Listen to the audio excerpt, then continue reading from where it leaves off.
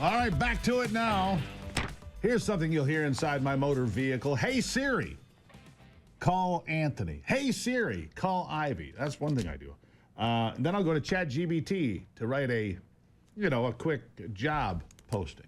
But I also worry about things like unhinged AI. What about predator drones that lose touch with its human component? What about self-driving cars? Do you like those or you hate those? Look, AI is everywhere, right? And the question is, how do you interact with it? Do you like it? Do you not like it? I think it's hard to avoid these days.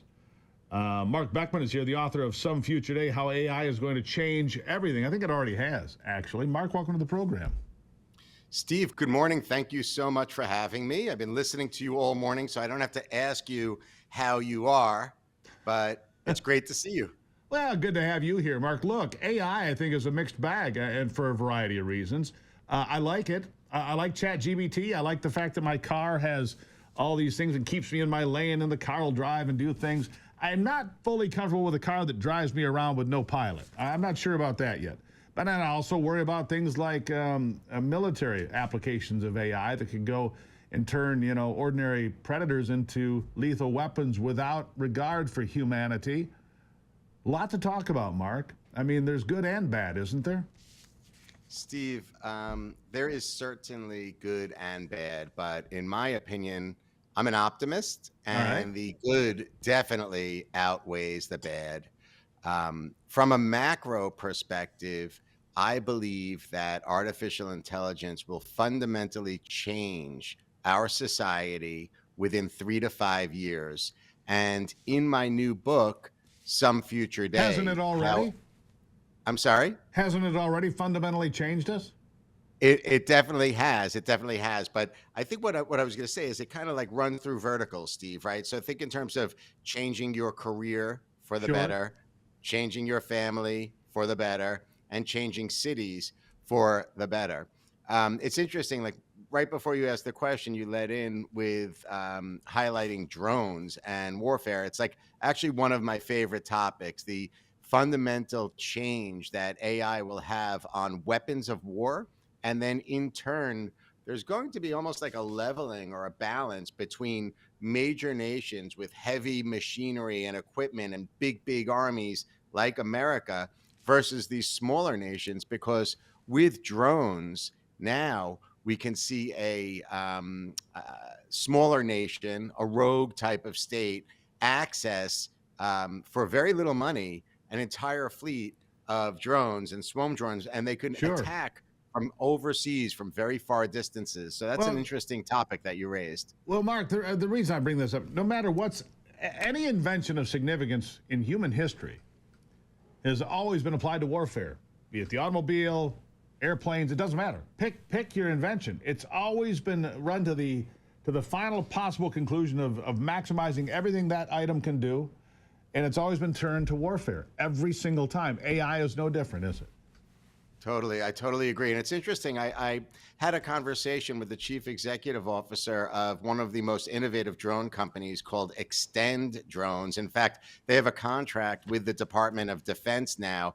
And what he does is he tries to position the company as one that saves lives. So think in terms of the rebalancing of warfare economically, but also the fact that we don't have to put humans at into the battlefield effectively. And we'll see beyond drones. You mentioned autonomous vehicles in the opening also. You'll see autonomous vehicles apply to jet fighters too. It's already in the making. So it's going to shift in a major way.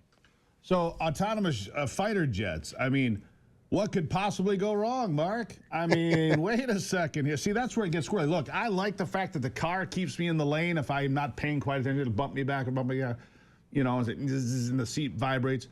I don't think I want an F-16 that's launching, sidewinders at Steve, the ground without some control, right? I mean, that's a little nerve-wracking. Steve, here's the incredible thing.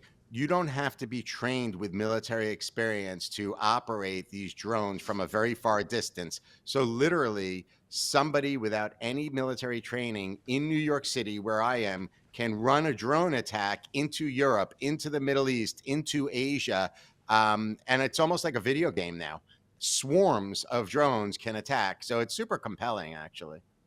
All right, so, I mean, how do you control that? I mean, one of the things that I think people would say if they hear you say that is, well, how do we control that? What do we do to make sure that that doesn't happen, that we don't have some guy in New York City maybe directing attacks inside New York City?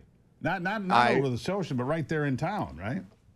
It's a legitimate concern. Cyber attacks are going through the roof now. You probably have heard even New York City has about over 100 million cyber attacks on a day. They call it cyber events here in New York. Cyber events every single day trying to penetrate our infrastructure, which, as you know, it's not centralized. The government doesn't own it. The private sector owns it. So it takes a lot of coordination between the local, state, and federal government to try to preserve our infrastructure. There's a definite fear there, Steve, but let me get back to the positive side. Yeah, let's do that.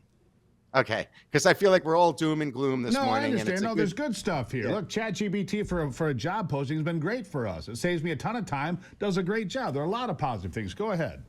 There certainly are. So the average person, to your point, can use AI for search, and ChatGPT, Perplexity, they're far superior than Google right now. They're not burdened with advertising in your face. They're not prioritizing links. They have a bigger text box. And to your point, they kick off what you need in a matter of seconds. But theoretically speaking, I believe that the advances that artificial intelligence will bring across so many different business sectors, from fashion, art, music, sports, entertainment, finance, health and sciences, and beyond, are going to have a positive impact as it relates to economics. We'll be richer as a nation. It's going to have a positive effect with regards to access to healthcare, access to food, more food security. Overall, in my opinion, artificial intelligence, the underpinning, will fuel society in a way that is really, really going to be beneficial to people across the board in America. And honestly, what President Trump is doing with his